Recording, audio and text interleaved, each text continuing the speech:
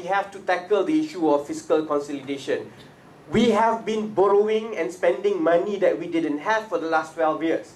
That by now, last year, 2009, was the highest fiscal ever. 7.4 fiscal deficit ever at 7.4% of our GDP. That is because we have a large stream of income from oil and gas. If you take that out, I think it's about 17%. In other countries, 17%, we will go bankrupt. So the government has set quite an ambitious target to reduce deficit, because with this kind of deficit, definitely it will start having issues on our sovereign rating. So we are supposed to reduce to 4.5% in 2011.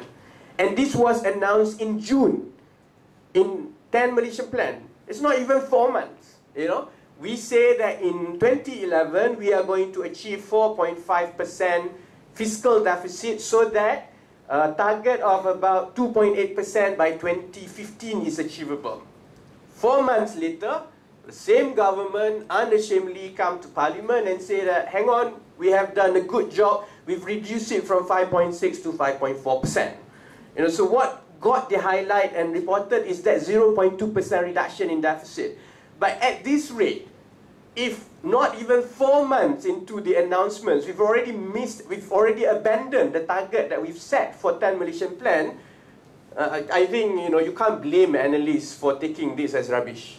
Because if we can't be serious about next year's target of 4.5% of fiscal deficit, I think you will see it continue to balloon until 2015.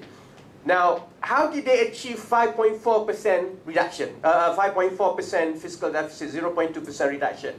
That's by cutting 9% cut in development expenditure. YB Tony has explained the difference between development and OPEX, and operational expenditure.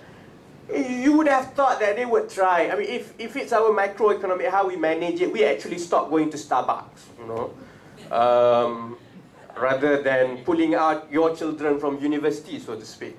But this is exactly the opposite. Instead of actually putting more money into development expenditure, because you need this for future growth, what they do, they actually cut 9% cut in development expenditure, and doesn't make that much difference. That's why it's only 0.2% reduction, because they put on another 7% increase in OPEX.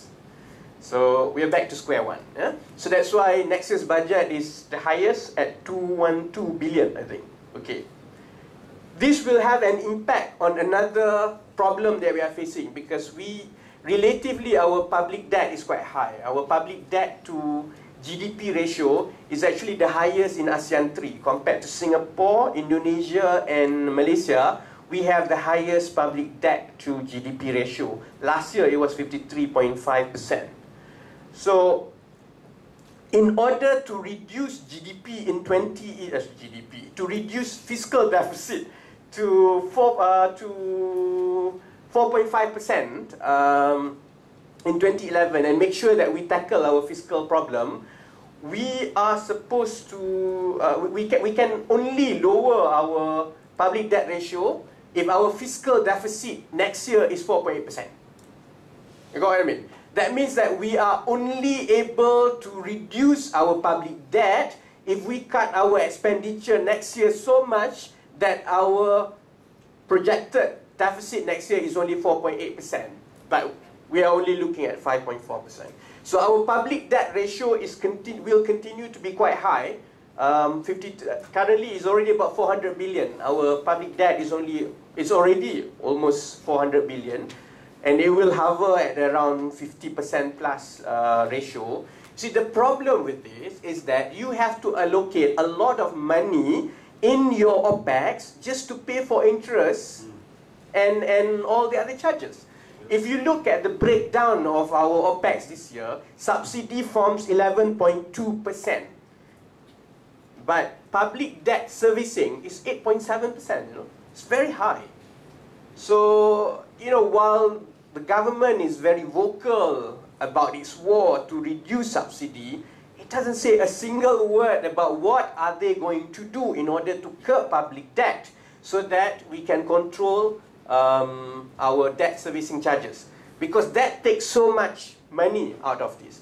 And I will add later on why I think with the recent announcements, that public debt ratio will certainly jump even higher in the future.